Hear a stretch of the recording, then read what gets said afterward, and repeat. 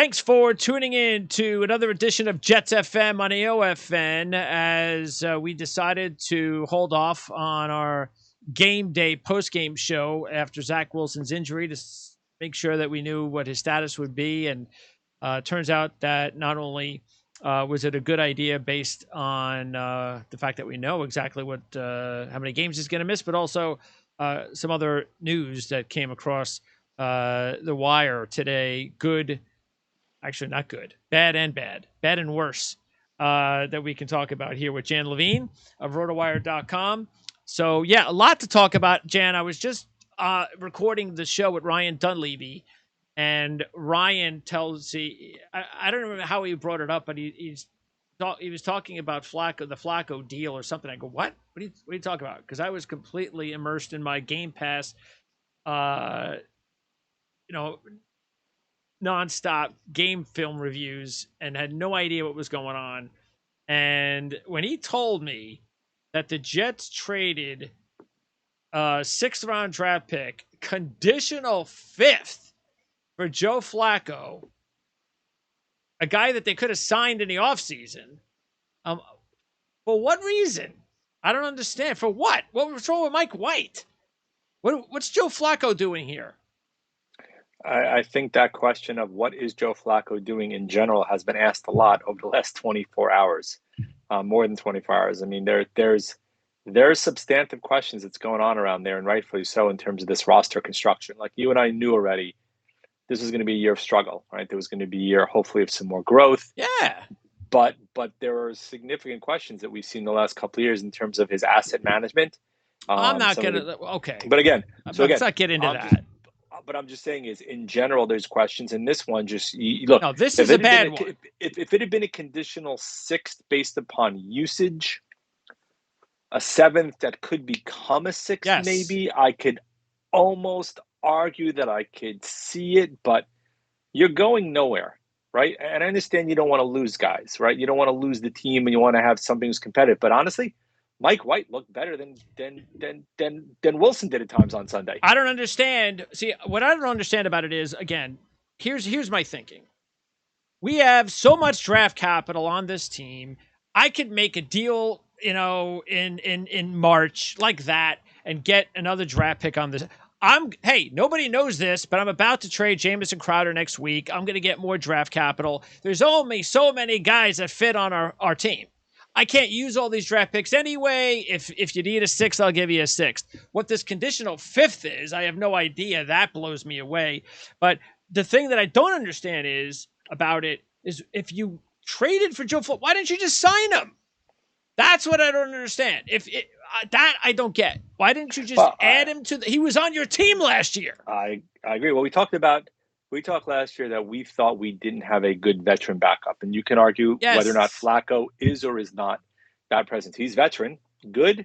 Well, that's left for interpretation. No, he's a good look. He's a Super Bowl champ. He's a good backup veteran guy. He was pretty piss poor last year. I don't care about how he plays. It's the Josh McCown, I'm a veteran, I'm going to teach Zach Wilson. Right, but you need somebody now potentially who's going to play a little bit if they don't want to use Mike White for some reason. I can't see that happening. I can't. No. Unless Mike White comes out on in one game and is so bad that they have to turn to Joe Flacco for whatever reason, which is probably why they gave him a conditional 5th, because they know they're not really going to use him. The only thing I can think of. Seriously, how bad is that? They had James Morgan this offseason. You and I talked, and I said, I don't foresee Morgan making this team. We thought he had a shot to make the team. Clearly, he didn't. He ended up in Carolina in their practice squad.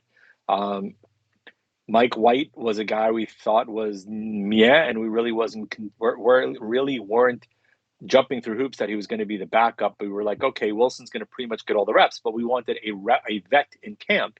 Josh Johnson was that guy briefly, right? And it's not a guy you were going to turn to be like a mentor, given what he's got. Granted, he can give you, chapter and verse of how to jump from team to team to team, but not somebody who's in the room who's going to help you like a Josh McCown. And we thought Flacco comes back, third quarterback, likely not going to get snapped up by somebody else, would be a decent option.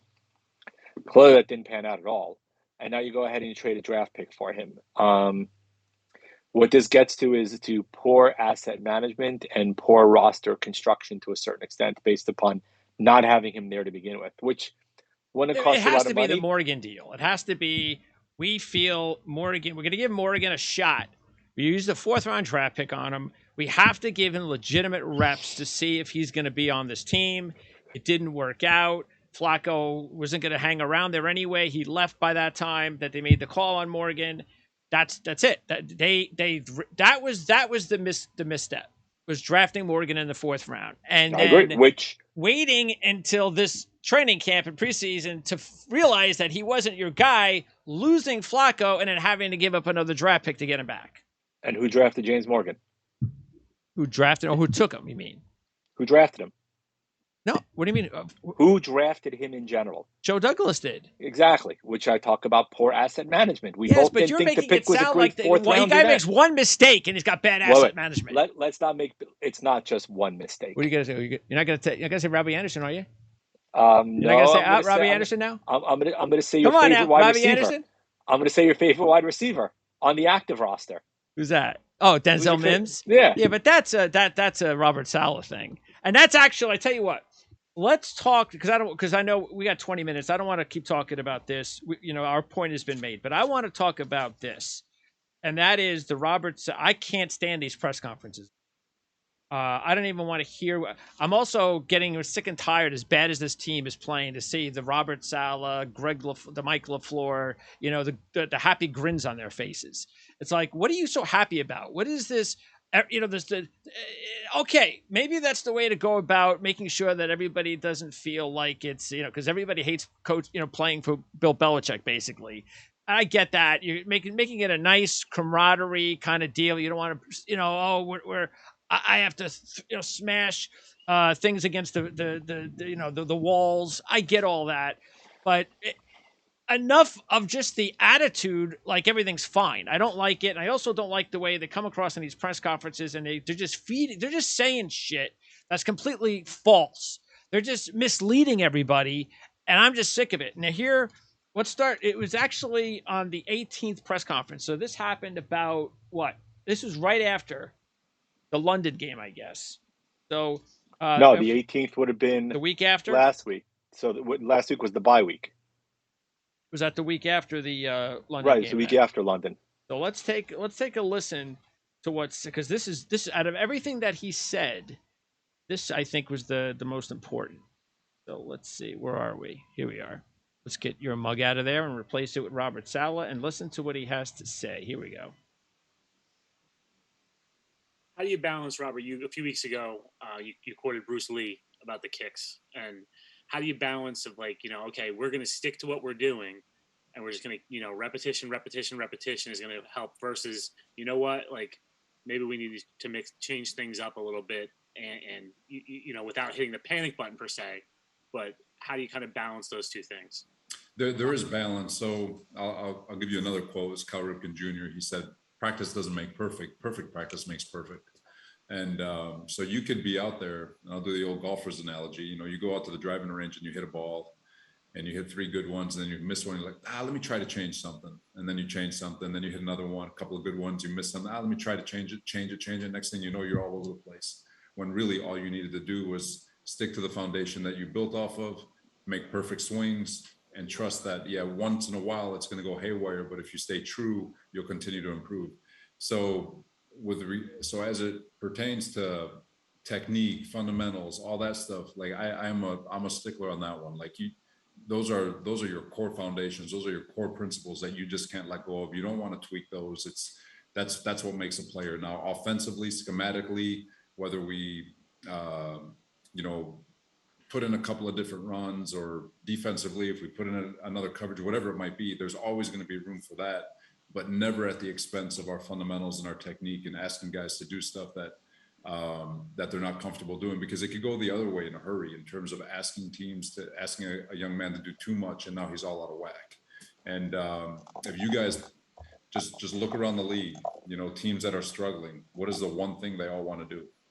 Well, maybe we'll scale back some and give our guys a chance to just go play. And it's like, well, why don't you just do that from the beginning? But there is balance, because you got to do enough to make sure that the opposing team is always off balance, but you always want to make sure that your players are in position to play as fast as possible. All right, now let's quickly go to what our offensive coordinator Mike LaFleur had to say just 3 days later. Talk about struggles. 12 personnel. Zach has struggled in that group, in that 12 personnel group. And 11, when it comes to passing, he's more efficient, has more touchdowns in that group. So what's the balance between obviously still trying to run the offense, do 12, but knowing that Zach just plays better in 11? Yeah, no, there's a definite balance there, because the moment you get into 11, obviously you space it out, but you lose, some of your offense. And what is your offense? Your offense is whatever, the guys you got and whatever you can execute, and you worked at that. You're always going to have a foundation with it. Obviously, we saw that too with over the bye week, and not even just the numbers, but just some of the success that he was having to the naked eye, and then the numbers kind of backed it up. At the same time, we don't want to just live in one world. We want to be balanced. We're still building this thing. It's a long way to go. We're five games into our first year with it, and I think we were probably pretty heavy in 21 with Juice in San Francisco in 17, and we kind of stuck that way and started 0-9 for a lot of factors, and kind of built as we went, and we stuck to the foundation with it, but also tweaking to win each and every week and put our best, put our guys in a position to be successful. All right, so the bottom line on both of those, Jan, was pretty simple, and that is that everybody who is expecting the team to make changes on offense, hey, remember what we were talking about a couple weeks ago? Hey, they got the extra bye week, so can't they at least do something like a hurry-up offense or go 5 wide or do something different? You can't keep doing the same thing if it's not working. What both Saleh and LaFleur are telling us is this: they're never going to deviate from the game plan. The game plan is going to be, we need to run this offense a certain way, and we're going to keep running it over and over and over until it becomes, second place, and then all of a sudden it will start working. So what's going to happen then, therefore, is opposing defenses will know what's coming, because they know what we need to do. They know what we want to do to run our offense, because we're not going to do anything different. Okay, maybe we'll a play here or a play there will be a little bit different off the playbook, but generally we're going to keep running the same running plays and the same passing plays until our guys get it. And we don't care about the opposition. We don't even care about the scoreboard. And we talked about this the last few weeks. They don't care about this year. It's about consistent over and over and over again, offensively and defensively, with the same scheme until these guys get it right. And that's what we're going to have to deal with. And that's why there's going to be a lot of games. They're going to be ugly and they're going to be boring. And we're going to be pulling our hair out, waiting for them to do something different when they're not. Okay, so let me tackle that, right? So, look, to a certain extent, I understand that, right? Constant reps will hopefully bring constant improvement, you hope, right? The viewpoint of practice makes perfect, right? Yes. And practice never makes perfect. Practice makes better, and you hopefully get better that you become second nature, right? So, and look, I'll harken way, way back. The Packers of the 60s, right? They ran the same stuff over and over again. Yes. They just executed it well, right? And that was, if you listen to Lombardi, that was Lombardi's big thing, right? Execute, execute, execute. You can know what's coming, and we're still going to beat you because we're going to out execute you, right? Problem is right now the team doesn't have the talent to do that. All over the place, they don't have the talent to do that. Now, I understand building second nature in the players, especially the younger ones who you want to build around. The problem is yesterday is, offensively, you were inept all over the place. Offensive line wasn't good. It was a jailbreak to the quarterback. I know some people were very upset about Wilson, the play he got hurt. They were like, the Jets need to retaliate. What did you want the Jets to do to retaliate? Did you want somebody to take a cheap shot at Matt Jones in retaliation? Yes, it was a cheap shot down the sideline. He clearly looked like he went low. The hit with Judon when the second hit wasn't a dirty hit. He just landed on top of him, and he got hurt. The hit on the sideline, no question. If you wanted CJ Mosley's to see his value go spiraling way up, you see what happens when CJ Mosley was not in the middle. It was Damian Harris up the middle, Damian Harris off tackle one way, Damian Harris off tackle the other way, Damian Harris back up the middle, Brandon Bolden split out wide beating the linebacker. That Brandon was the most embarrassing part, is Brandon Bolden, who I talk about with Evan Lazar on our Pat show. And we've talked about how it's so bad that Brandon Bolden has to play for the Patriots. That's what we're saying on the Patriots show.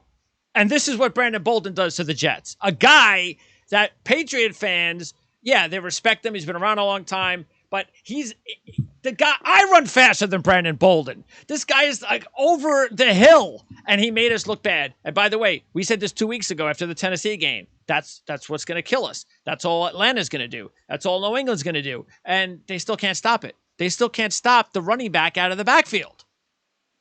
Although, considering that I had Bolden in my league and I'm going to lose by 4 points with the second highest point total, 2 more touchdowns that went to Taylor and Heron would have been very nice. I would have rather they give it to Bolden than the other guys. But yeah. But he gashed no more us games on against the Jets this year to use Bolden. He gashed us on that one drive. The second half was just, look, the first half was bad, but it was you were within a striking distance. Even though you were getting outplayed, it wasn't a blowout. The second half was just a absolute flat out guys got smoked. Coming off the field, half. Left and right injured.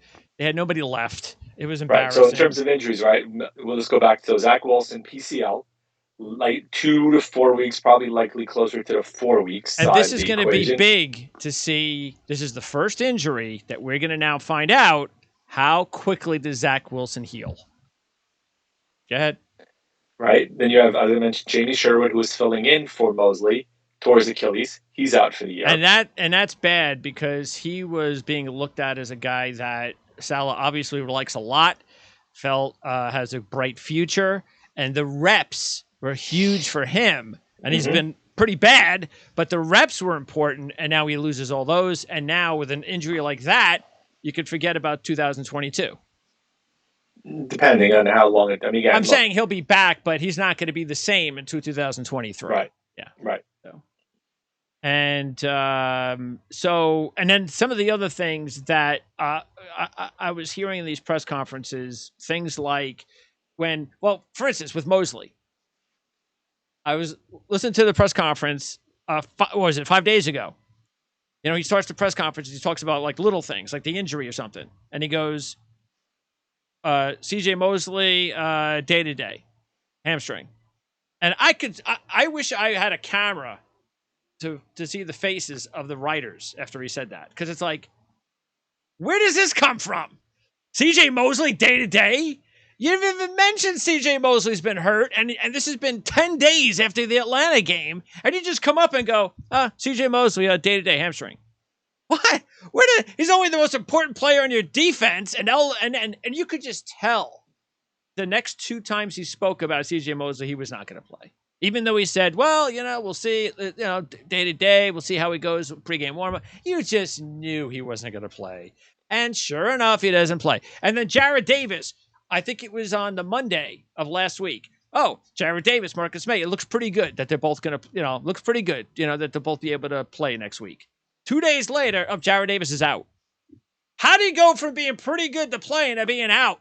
And now he talks today, and talks about how, now Jarrad Davis looks like he's finally going to be able to practice, and hopefully he'll be ready to play this week. I don't know. I don't even know if he knows what he's being told from the doctors, because he doesn't interpret this stuff very well, or whatever he's saying. If he's trying to be like coy and he doesn't want the opposition to know, I don't want to hear it anymore then, because I don't believe anything he says anymore, especially when 9 times out of 10, it's bad for us. I don't know the last time he said something about an injury that was 50-50 and the guy played. So I'm getting sick of the press conferences. I'm getting sick of, Mike LaFleur. He's like, smiling and having a good time on today's press conference. Show, understand the city, understand the fan base, understand what's going on, and show a little bit of, I don't know, like you're pissed off and you're upset about something. You don't need to break things. I don't want to see smiling and laughing on press conferences, giggling with the reporters when the team is playing as bad as they are. That's all. Is that asking for too much? So basically, what you're telling me is, for you, the bloom is off the rose for Mr. Saleh and Mr. LaFleur. Is that kind of what you're intimating at here? No, as far as the way they handled themselves in the Oh, situation, okay. I still have no, That LaFleur. I don't have a lot of confidence right now. He better wake up. And he definitely, the Greg Knapp situation has been the worst thing for this kid. It's been terrible because you can't take a guy with 26 years of coaching experience, force stops as an offensive coordinator, and just he's gone the next day, and it doesn't affect you. So I thought that's been the worst thing, and we knew it could have been an issue at the time. Nobody really has talked about much of that.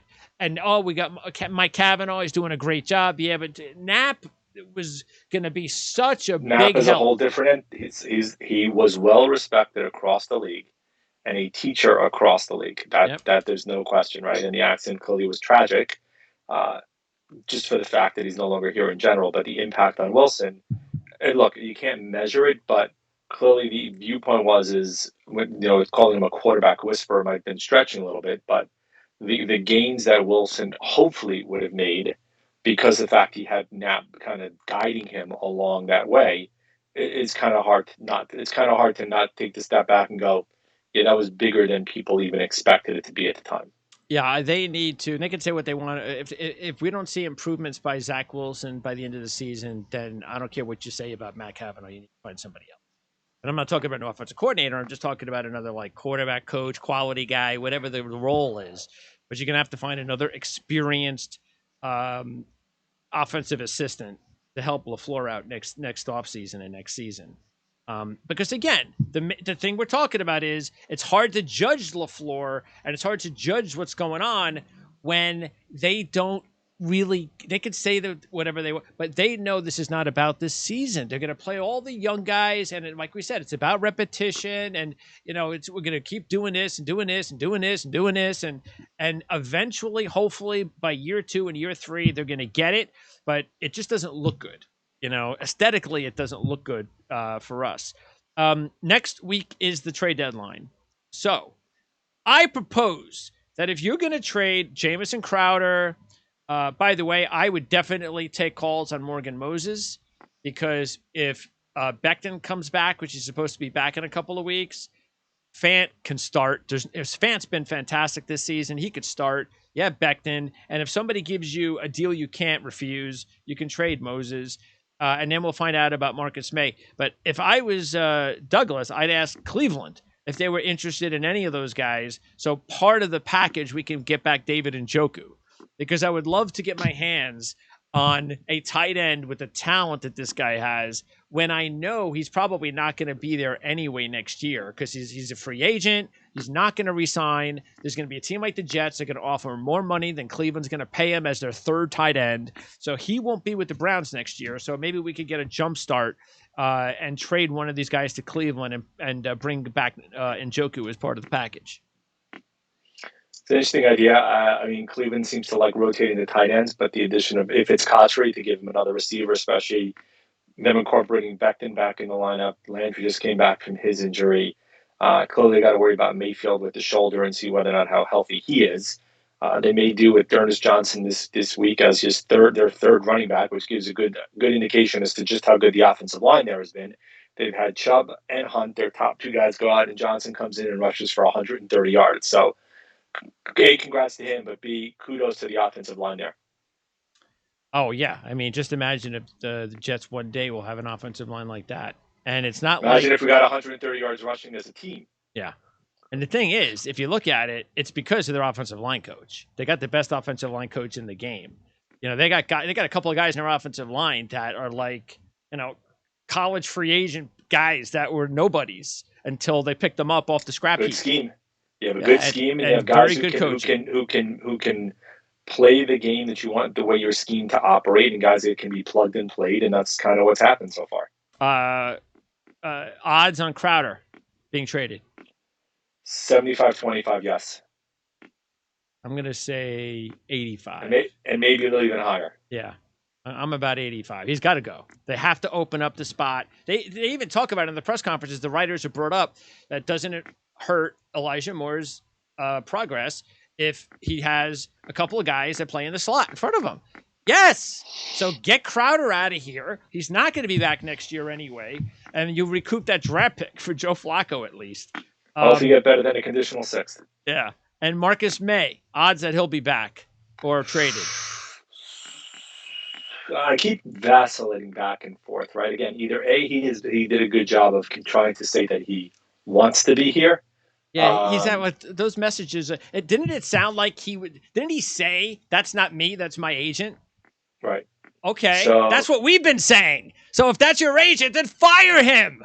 I'm gonna say it's 60-40. He goes. Really? Yeah. Okay. You? We'll see. I think it's possible. Because look, what did you just say? And everybody found out. May out.